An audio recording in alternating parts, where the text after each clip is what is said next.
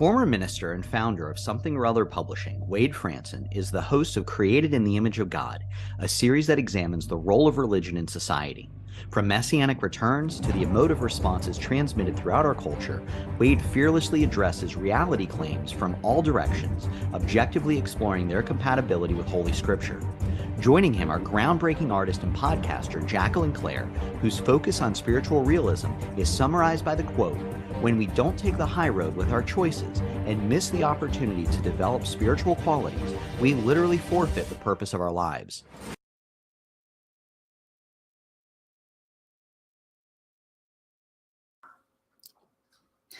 Well, hello, everyone. Welcome to Created in the Image of God, where we bring on a unique guest each week from varying perspectives to talk about different aspects of the role of religion in society. Tonight's topic is cultural journalism as a way to transcend the toxic news cycle and how you can be involved. Our guest is Daniel Sanderson. Daniel is a founder and CEO of PlankSip, an organic media platform that we will be talking more about deeper into the show. He is also a philosopher and the producer of this show. I want to remind the audience, anyone who is with us live in real time, we can see your comments. So please let us know you're out there and feel free to drop your questions and your comments in the chat at any time. We'll have a segment at the end designated for questions. All right, with that, let's bring our guest, Daniel Sanderson, onto the show. There you are. Hi. Hello. Hi. So, Daniel, you have been a guest on this show before. You are actually sort of the Wizard of Oz. He's always there behind the scenes. But for people who maybe didn't catch you last time you were on or are just interested in getting to know you a little bit better, wanted to see if you would share a little bit about your background. Last time you mentioned it seemed like you had a very nice upbringing, came across as like pretty stable, wholesome situation. And this time I was hoping you could talk a little bit more about like what led you to the work that you do now. Oh, interesting. What comes to mind is an article that showed up on CEO.com, and they did a wonderful job explaining and bridging my architectural background with maybe what we'll call a philosophical pivot. It was more like a 180 degrees. I mean, from a spiritual side, could we say that there was a rebirth or a born again analogy, right? I don't think I would take it quite that far, but I definitely had reached a point in my life where I took a business that I had built from scratch. I'm very entrepreneurial, and I sold it. I built it up to several $1 million in sales. That's quite an accomplishment. It took quite a while to do that. And then I sold that in 2016. And I already had the idea and kind of a working concept for PlankSip. And at that point, 2016, I put some full-time effort into it. And so now it is the culture and philosophy media outlet that it set out to be. And it's grown from a few people to just over 30,000 members. So it's been I mean, and I think part of what this show is about is trying to bring people into that ecosystem. Mm-hmm. Mm-hmm. You've just inspired me with so many questions to ask you, Daniel. First, I wanted to make sure, because I haven't seen any hellos in the chat yet. Are we sure that people can access the chat?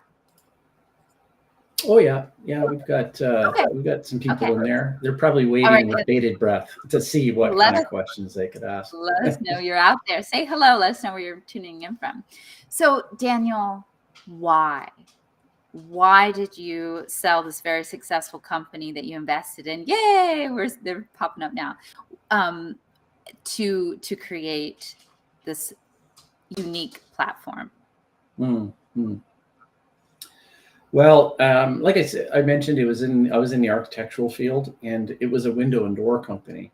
I think my inspiration and drive and maybe passion, right? I mean, we can't be controlled or dictated. I mean, I think sometimes people have to do things that they're not passionate about, right? And but I think maybe I was fortunate that I made that kind of choice and was able to make a pivot and try something different. And I'm glad that I did. It's allowed for I think a greater, more enriched view of the world. I spent a lot of time researching and reading philosophy that, you know, I guess 10 years ago I couldn't pick up. I wouldn't be able to make it through a paragraph.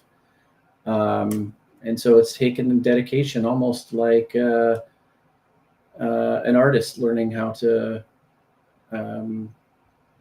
improve his or her skills, right? It takes time and dedication to perfect that art of art making.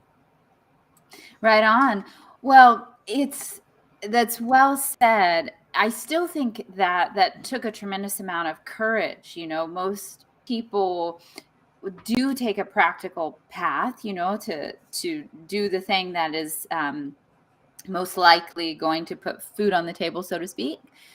What gave you the courage or the impetus to say, I want to further develop this side of me, and I'm willing to pivot, as you said, and totally change directions? I'm just curious. I feel like there's a nugget in there that we all need to hear.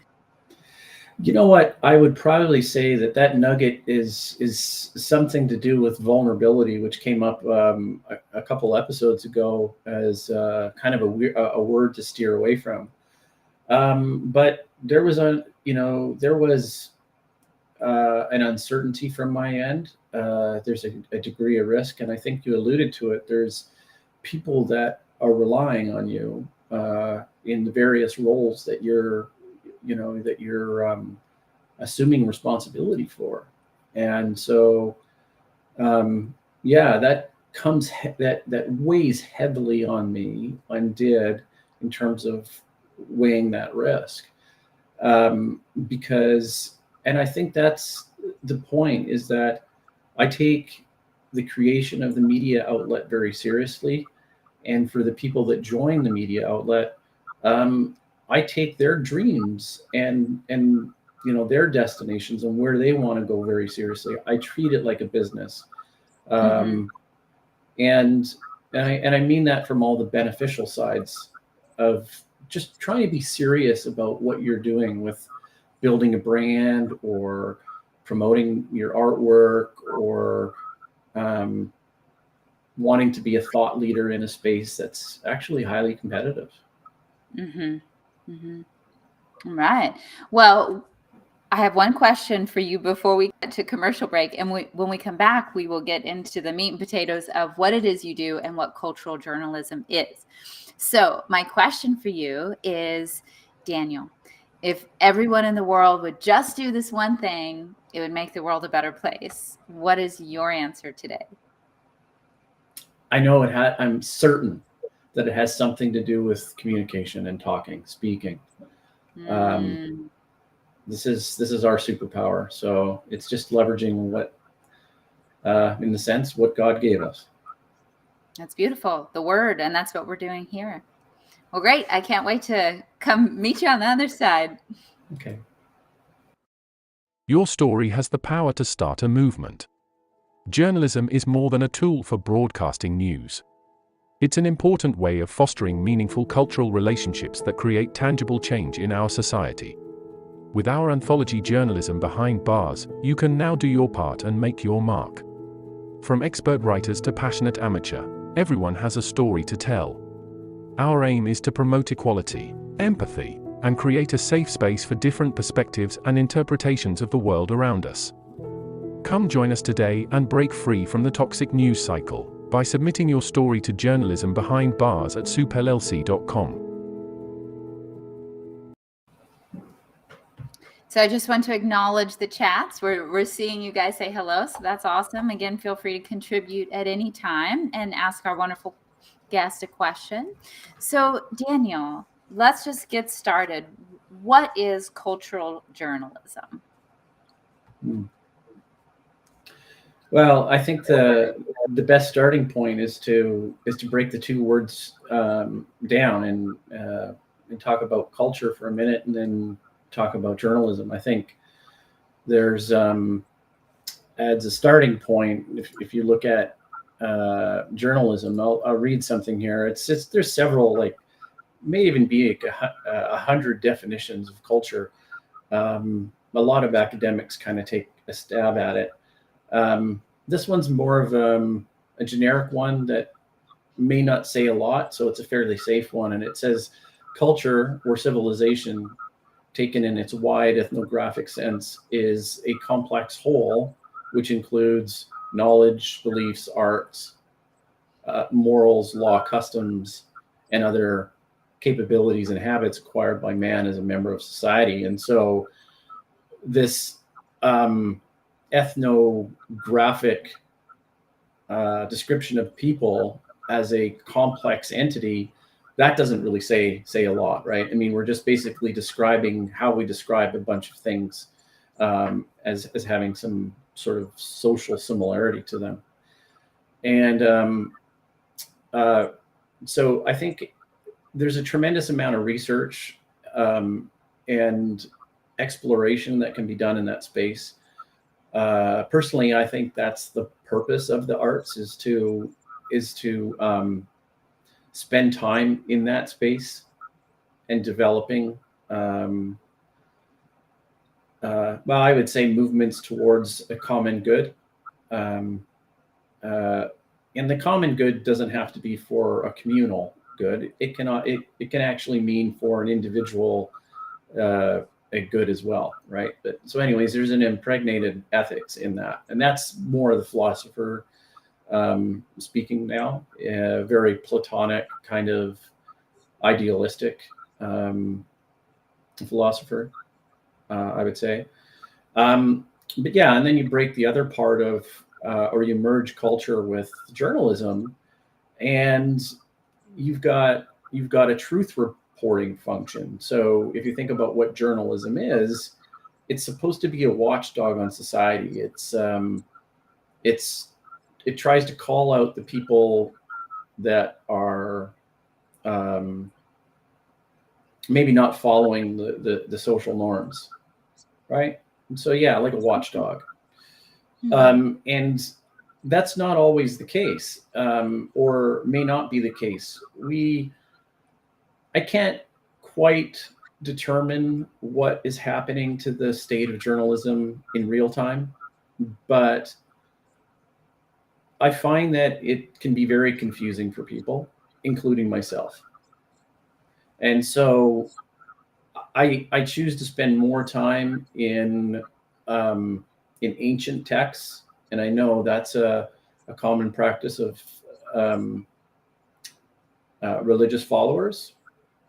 And the common thread between those groups and myself is the motivation to return to some of those sacred texts and learn from them and have conversations and dialogues about them. Because one of the beautiful things about these ancient texts is that they actually explored deep ethical truths about humanity. And that's, to me, sounds like a really good starting point to form connections with other people. Yeah, deep ethical truths. Yeah. And so basically the program comes together, and there's a bit of a tradition on cultural journalism.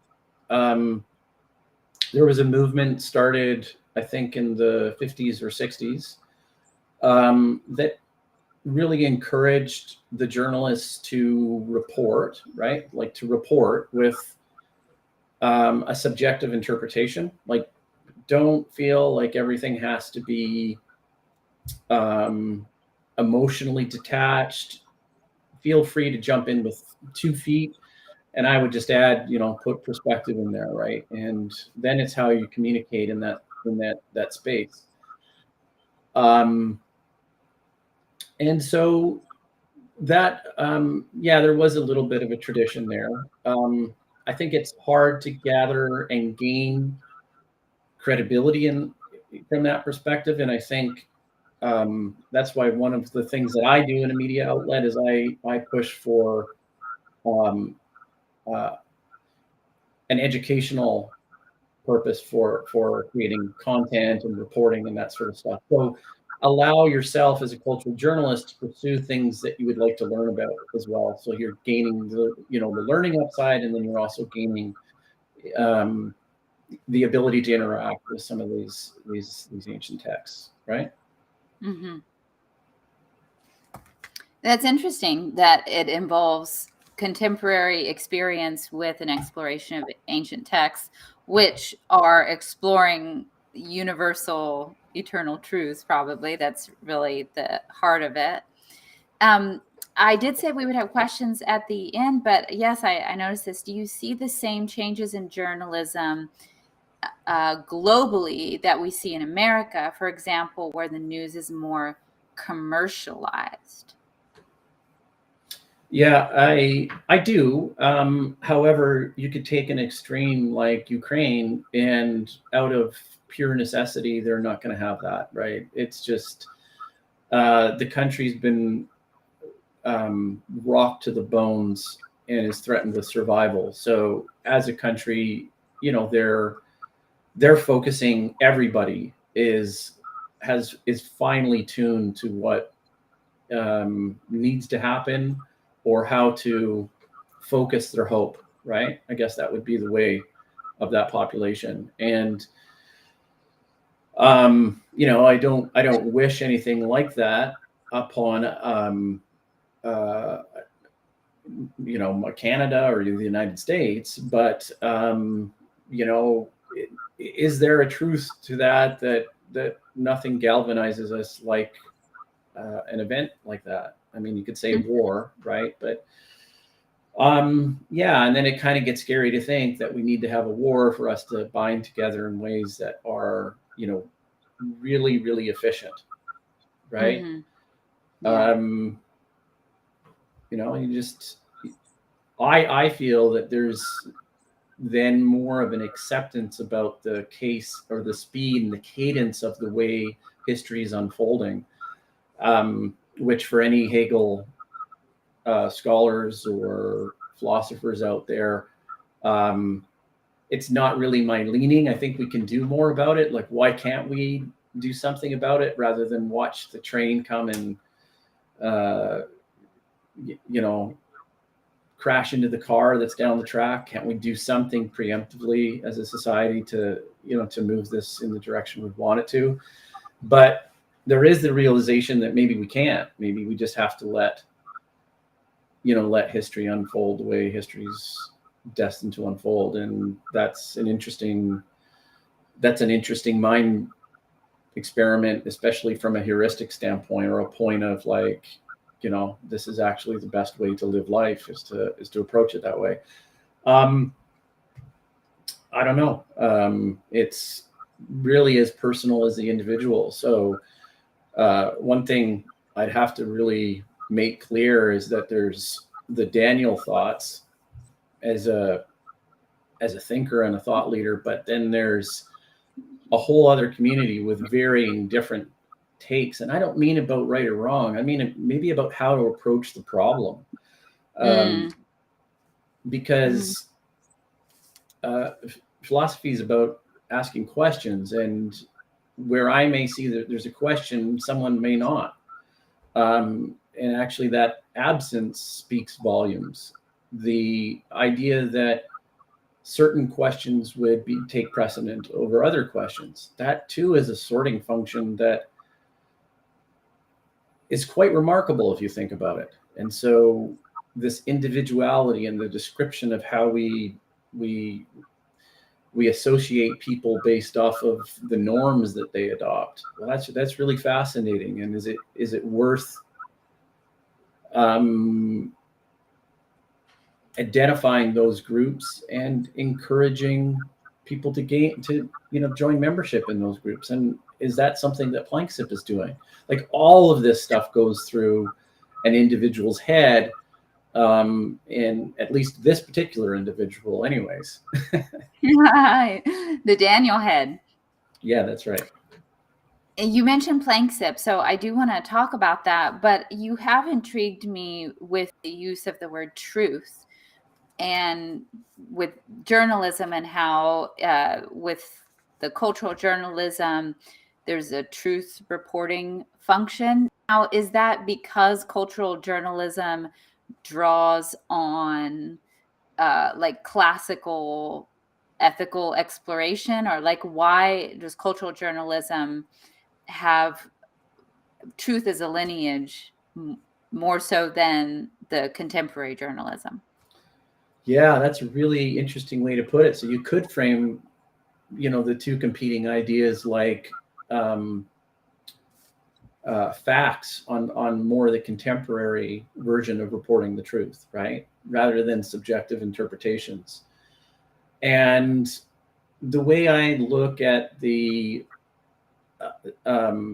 role of religion is that various religious functions, sorry, I shouldn't say that. Religion functions in a particular way for the benefit of society, and I wish more, I guess, secular thinkers and atheists out there could, really sit down and kind of digest this argument, because I think it's a significant one. Is that there's an attempt in organized religion to put up guard rules and introduce self-governing behavior on things that we've learned, on wisdom that we've derived from thousands of years. So of course you can point to a few that might be a bit of a stretch, or if you're building a case against and for, there's things on either side. But I think that's the idea of participation in a eusocial species. We're defined by, as a species, we're defined by our innate ability and tendency towards, this is an ontology speaking, this is one of the real important aspects of philosophical thinking. The ontology is eusocial behavior, right? That's what defines us, and actually, in my opinion and in my thinking and framing, brings religion into a unified conversation where now you got everybody sitting at the table, right? And you don't have people disagreeing, and yet it'll come. It comes very quickly, almost the next sentence. You know what I mean? Like you can get everybody to agree at the table, but then the next part gets a little bit more tricky. Yeah, that's really interesting, because all of this, applies on the smallest level and on the biggest level. And just yesterday, I was talking to my mom about the importance, in my view, but I think you could apply this in different ways, in marriage, to have a spiritual foundation or some sort of spiritual cohesion. And it isn't simply that, like, you need to say your prayers and have divine inspiration, which I do believe in that, but it's actually the very practical side of just being on the same page, having something, a roadmap that both individuals on their own are committed to, that they mostly overlap or share. So like it helps them stay committed to each other and the thing that they're building and all that stuff. So that remind me of what you said about religion at least being an example of having these guardrails, these principles for your personal highest good and the highest good of everyone else. Jacqueline, I'm glad you explained it that way. I mean, you could bring in a few other examples. Like I know what you're referring to on the religious side, and I agree. And then where my curiosity goes is to say, well, what other kind of naturally occurring forces can pull people together and get them to galvanize? And now I'm saying, it's almost like my mind wants to design a social science experiment, right? Like, or a poll, and figure out how many couples actually get together, I guess, right? And based on what kind of commonalities, right? At what times in their lives, right? So I know that having commonality with like early 20s and cultural references is really, really cool, and helps with bond making between your partner, right? Okay, now it's secular. It's not a, it doesn't have that extra blueprint or starting point for us to say, see, like we really feel passionately about that, right? It doesn't quite have that. And I think ultimately how I differentiate the two is that they're two stories. They're yours. It's your story. It's my story. And I think what matters is how we tell our story. And then all of a sudden, the magic that can happen between me and you is you can say, hey, that's the same. What was the same? That thing that I can't really describe, that I can't really fully ever put on paper, but I know that feeling, and I can see that you have that same feeling. And I can see that we share that. I think what just happened right now does not happen with any other mammal on this planet. I think that's our superpower. And I wish we were developing our superpower, becoming superheroes and not supervillains.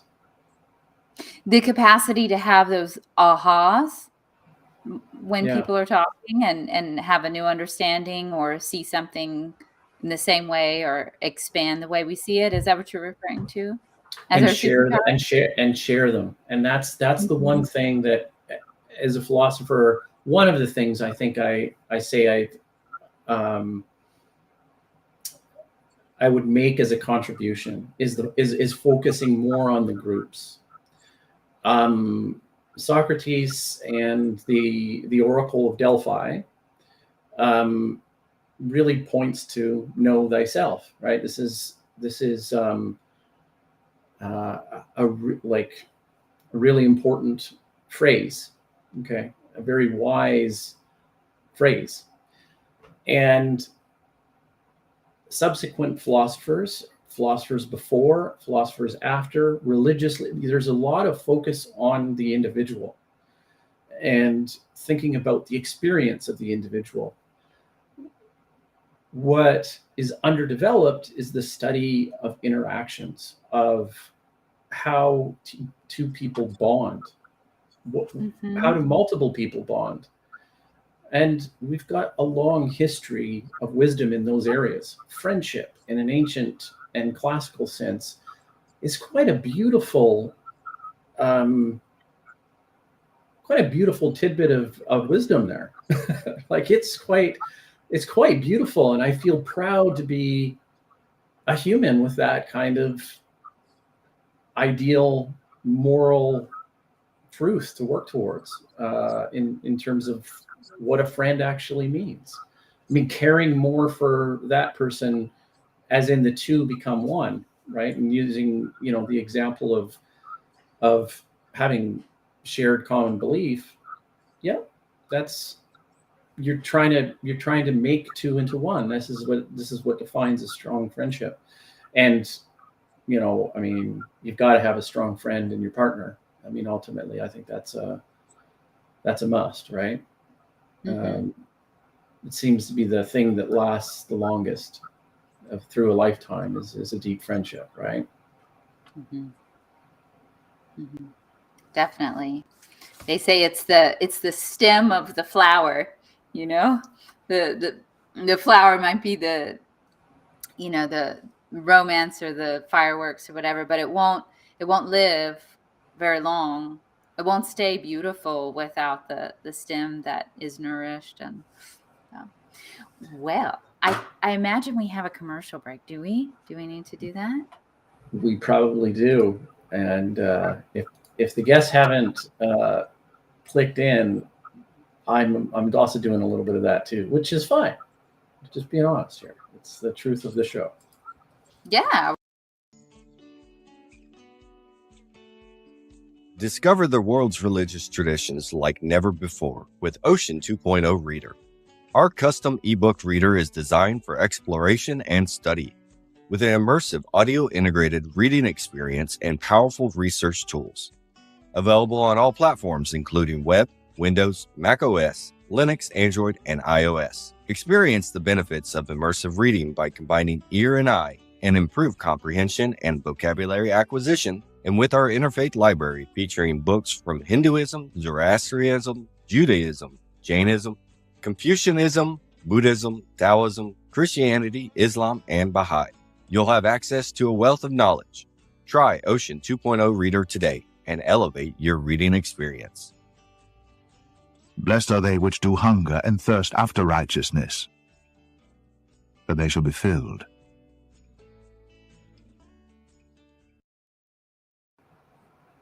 Cool. Great. Yeah, that's exciting. Ocean 2.0. Yeah. Well, I want to remind our viewers to ask questions. And what do you think about cultural journalism? Now, Daniel, can you tell us about PlankSip, your organic media platform, and how this all ties in? Well, the platform is the place where all the magic happens. And it starts with going to PlankSip.org and signing up as a free member.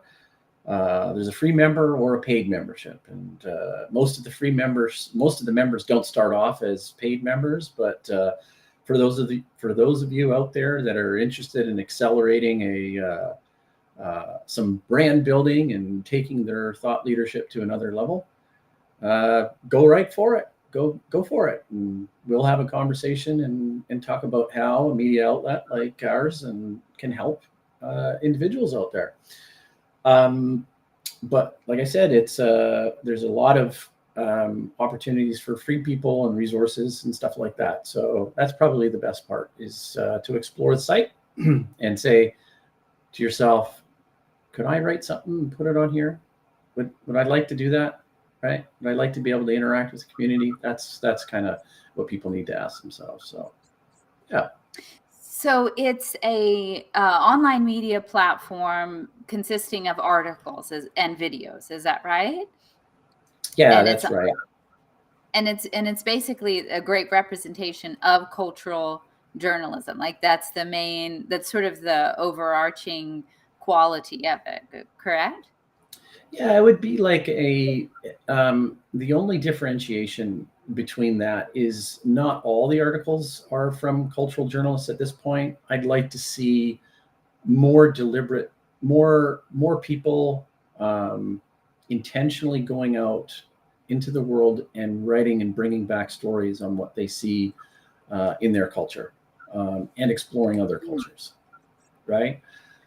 Once you catch that, like a travel bug, it's kind of like getting on a plane and, doing a culture drop in somewhere that you never imagined you would visit, and then really documenting that journey. And I think that the reflective nature of looking at other cultures, either living cultures or the past ones, can take you to places where your imagination will kind of set you free. It's quite an amazing process, and can be very cathartic, I think, for many reasons.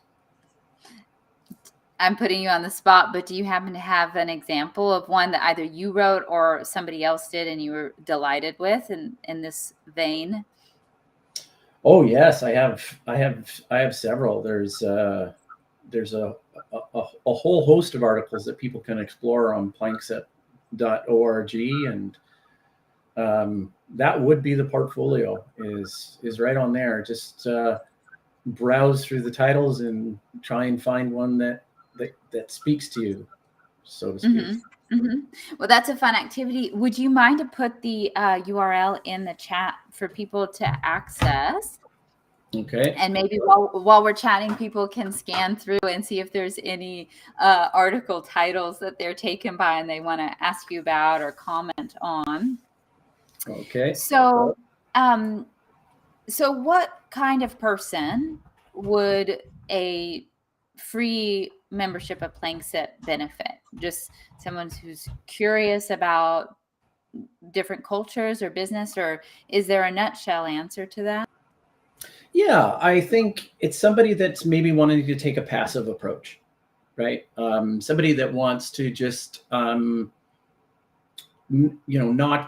get involved. I think somebody who wants to put themselves out there is serious about an online presence, and I think everybody has to ask that choice at one point. What and how do I want to represent myself, for the greater public, right? I mean, I think we all have to think about that to a certain degree. And the paid membership is really for somebody who says, I've made that commitment to be out in the public, and I would like to grow. Now, whether or not PlankSip is the way to do that, it's a great starting point, I think. Actually, I shouldn't say starting point. It can happen at any point in the journey. And there may be something we can do, but I think the focus is on problem solving and working together. And we have a theme called co-creation. So we try and co-create projects together. So it's almost like individuals have a project team to help them launch initiatives and projects, right? That's how we approach it. Mm-hmm. So what kind of creators or businesses would be the most benefited by joining PlankSip? Well, I worked in the fun section of the fun review section of PlankSip. I remember I worked with a really brilliant young writer, and his name is Samir and Aurora, but his name on the site is Samir Sampson. He liked that because he said that's what the name Samson's what my mom called me. Right? So anyways, we developed a really nice relationship together, and he's written hundreds of articles, really short, fun articles about some of the most important and popular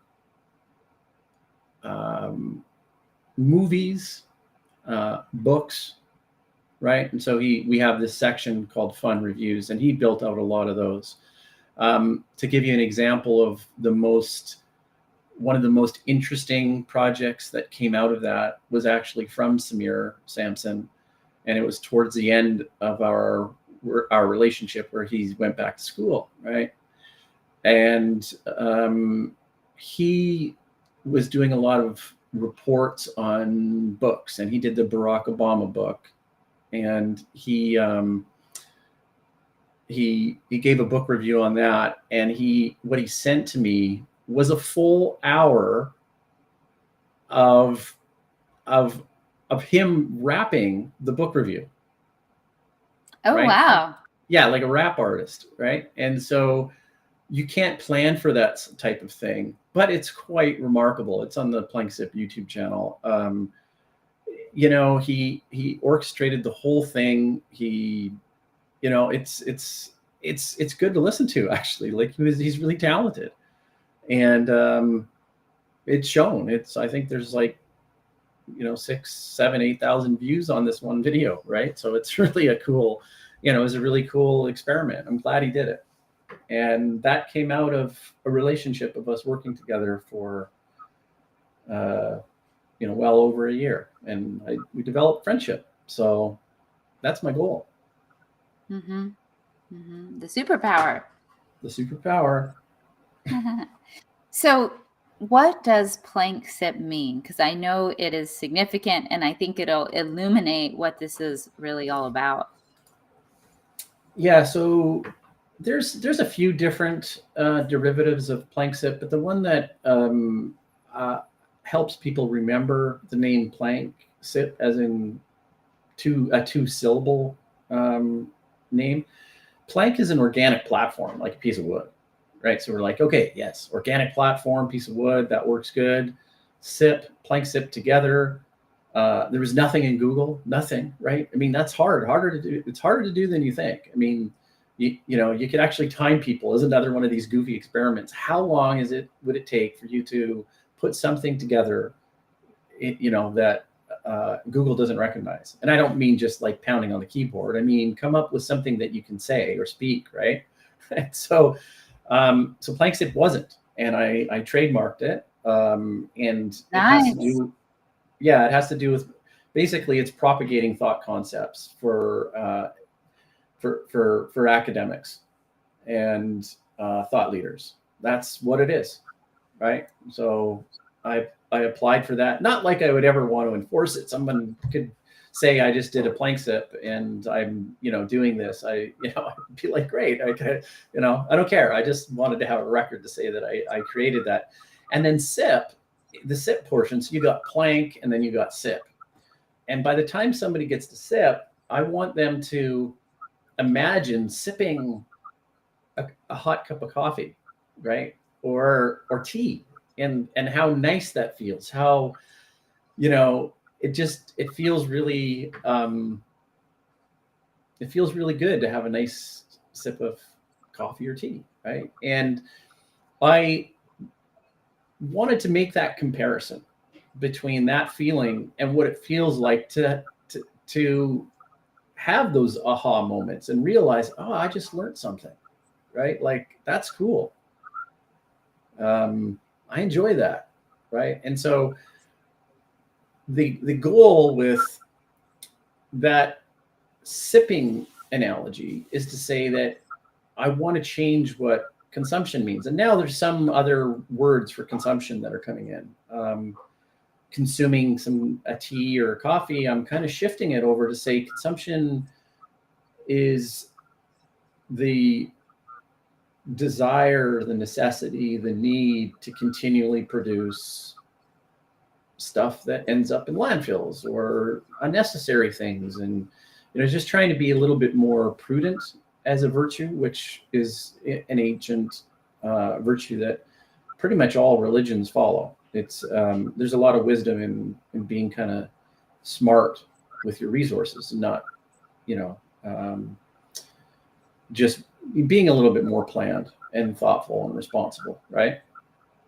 So I think that's what it comes down to, is changing what we value and how we direct our consumptive behavior. And you can consume literature in a very similar way, in the experience and the reward that you can gain if you become a connoisseur of it is, I think, just as, if not, it's better than that other feeling, right? Mm-hmm. So for sure.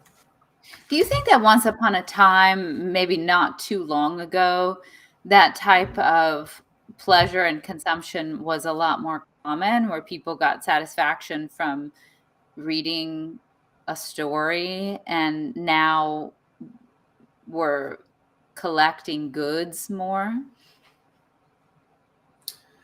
Yeah, I mean, I don't think you can ever return to the past. I mean, part of another function I think that that religion offers is to return to something that is like a more traditional sort of lifestyle. Mm-hmm. And there's a lot of wisdom in that. But like I said, I don't think the future is never what the history, you know, the history that used to be, right? The future is never that.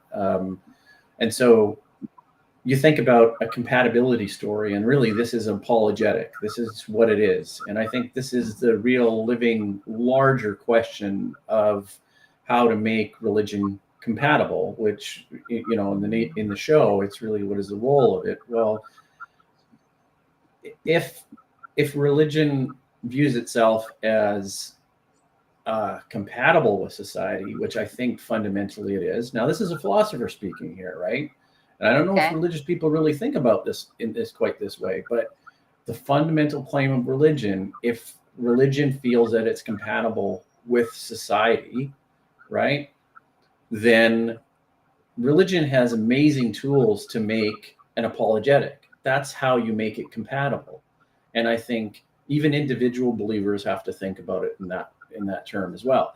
Is my belief in my religious structure, is it compatible with the rest of the society? If yes, great. If not, why not?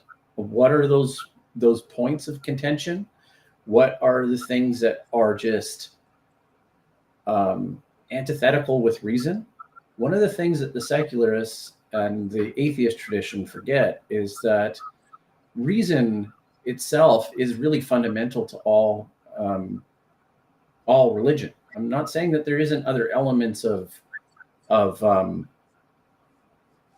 I don't know, how should we say it? I want to kind of steer away from that point, but I mean, talk of supernatural, right? Without that, without even getting into that point, in a tradition of Thomas Aquinas, for example, reason is integral to religion. It there one of his reasons why he's remembered and history remembers him the way they do is that he was trying to look at the word of God from a perspective of reason only. And so it's got great potential both for the secular and the religious side. So is there apologetic there? I hope so. I hope people are not cynical. I think, it's like, okay, so then how do we bridge those gaps? When you start thinking in those kinds of ways, and can you do it on an individual level, right? And then circling back to what I said earlier on, well, all we have is our words. I've articulated something, and now will that graft on? What do we do about it? How do we further unpack it, right? These are all the big questions. It's interesting, as a religious person, you gave the example of asking if religion or religious belief or practice is in alignment with culture or society. You said something to that effect, to analyze your own behavior and that sort of thing. And as a religious person, I think that my reaction is like, who cares? Because the purpose of religion, what if your society is very corrupt and degraded? The point of a religious lifestyle and practice, in my view, is that you want to actually transform the culture through your own behavior. So anyway, that might be a whole side tangent, but that is what came to me when you said that. Well, no, I think we're onto something here. So the idea is that at first I thought you were going down some sort of Zionistic sort of thing. Like we want to create this strong identity and want people to come to us and in a be attracted. But a compliance. They're like, no, I'm going to follow those rules. I want to join that club, and I'm going to, right? Like we make the stand, and then people join us. We don't bend, right? Like I'm saying that to, of course, there's plenty of compromise, but maybe it's the right kind of compromise. It's a fair amount of compromise, right? It's kind of what everybody signs up for, right? And so there's analogies with this, with how many rules and regulations, like what the right recipe of rules and regulations in society are for the freedoms that we can allow ourselves, right? And I'm saying we and our because ultimately there are super structures in place, right? There's a body of law. There's an American culture, whether the rest of the world kind of admits it or not, or mostly throws it under the bus, in my opinion. There's and is it fully described and defined by the American dream? I don't know, but we know from a social science standpoint, the American population or the culture itself is very individualistic, and I, for one, am glad that we have that to look to. It does show as kind of, figuratively speaking, like a beacon. And so you have Americans wanting America to be strong and fighting for the way that they think it can be strong. And then you have Canadians and people outside America rooting for America too. Like, be strong, be a leader, be the best America you can be, right? I mean, I don't know how else to really say it, but you have a deep pool of wisdom and forefathers and strength and ingenuity. So let's see what you can do. It sounds like a challenge, and that's the crowd I like to swim with. Right. That's beautiful. Daniel, should we cut to a commercial? Do we have one? I think we do. And when we come back, we will talk about what all of this has to do with you, the people watching.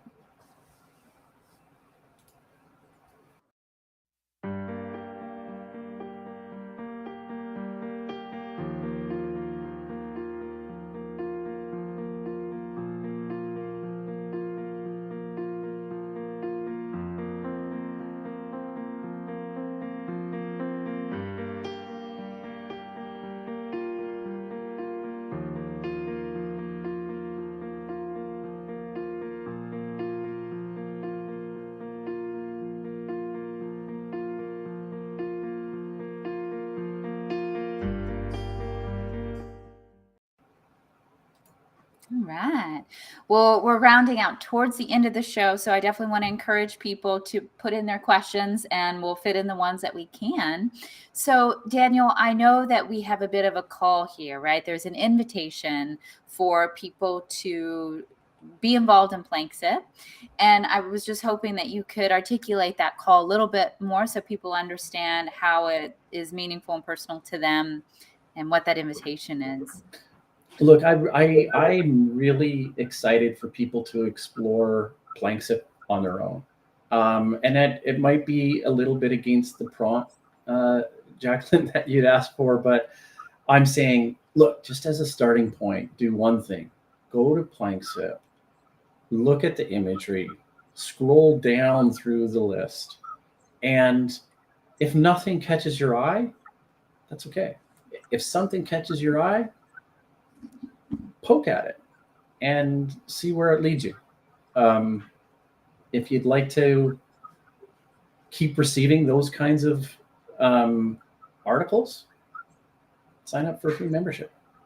If you read those articles and you think, oh, I'd like to write for this outfit, I'd like to make some videos, I'd like to create some content, I'd like to be part of this community,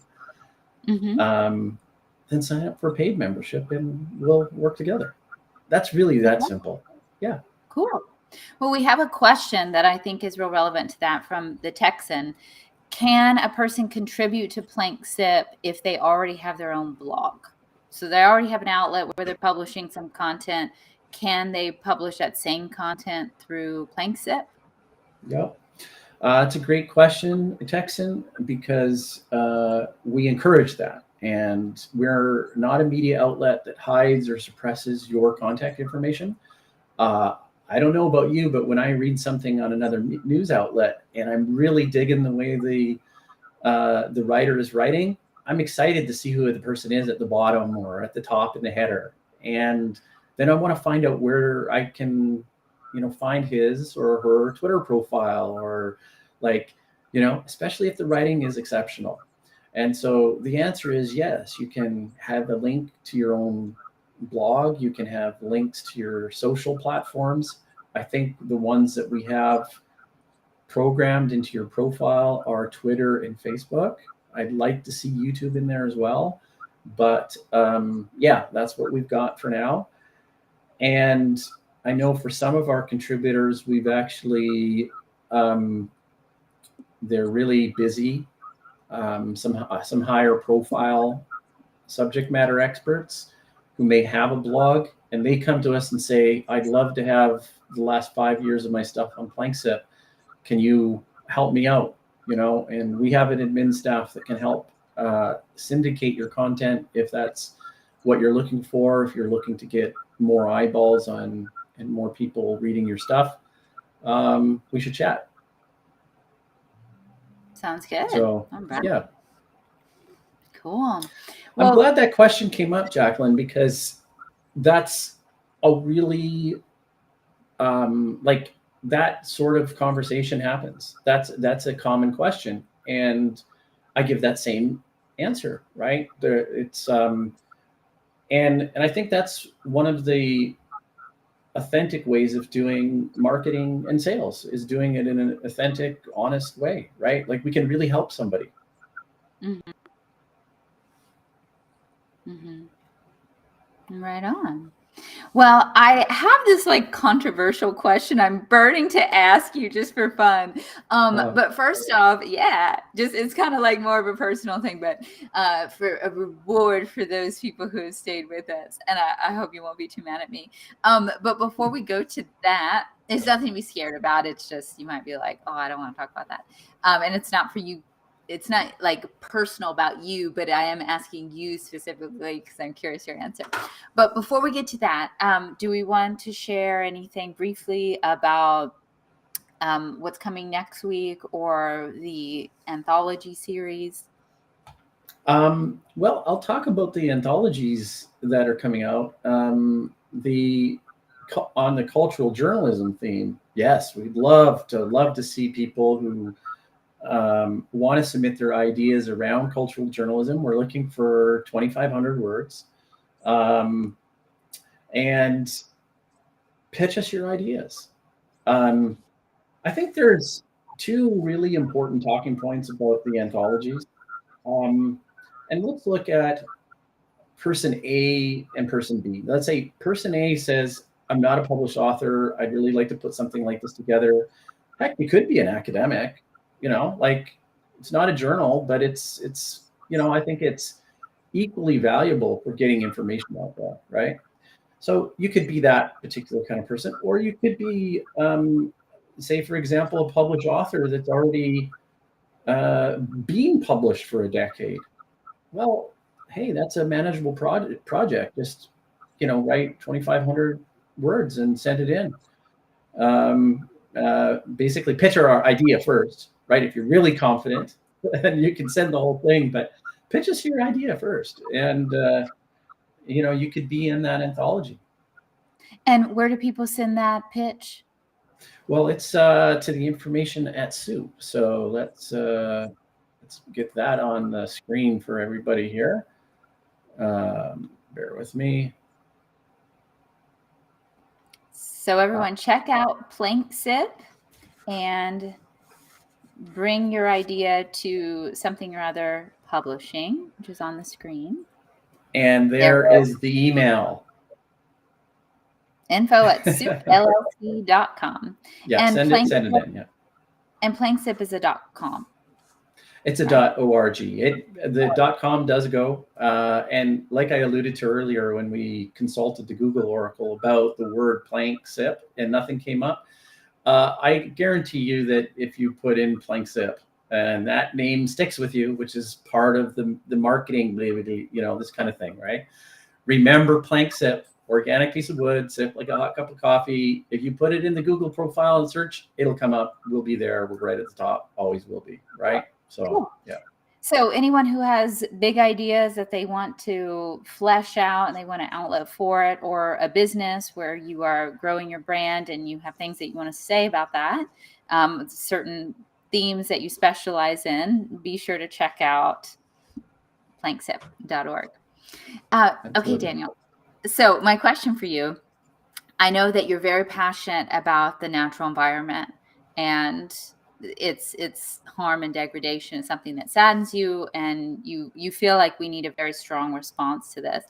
And I don't want to start a whole other hour-long podcast, but I was just curious, like what you thought about the World Economic Forum thing, where all these big minds are getting together to talk about these issues, but they're all taking private jets and never like acknowledging it or trying to, coordinate rides or do it on Zoom, something like that, like, what is your reaction to that whole drama? I think the concern is well-founded amongst people that are criticizing that group. Maybe I'll tell a little bit of a story about philosophy at the idea of the philosophers in the community, which are the people that you're supposed to turn to that have the wisdom and the knowledge, right? And Plato had this concept of making philosophers the kings, right? And like you said about going down deep rabbit holes, I'm not going to really go down that rabbit hole. It's a really fun place to go. But what I will say is that we want the people that are going to represent the country and the people and solve the problems, right? This is the people that we want in our government, right? This is, and if the public starts to lose faith or confidence, or if trust is broken, then it doesn't matter whether you're on the right or the left, that relationship can break down and disintegrate. And so your question about the left and the contradiction, yeah. But are you prepared to take that further and say, yes, if there was a grassroots movement of the world's elite and the smartest in the scientific community, right? Politically as well. Okay, so this would be in opposition to more of a traditional or conservative view. If you could look at that group of people and they decided not to take private jets and they were on Zoom calls, would that all of a sudden make the argument valid? And I think, quite honestly, no, that wouldn't. So they are not setting a great example in terms of what to do.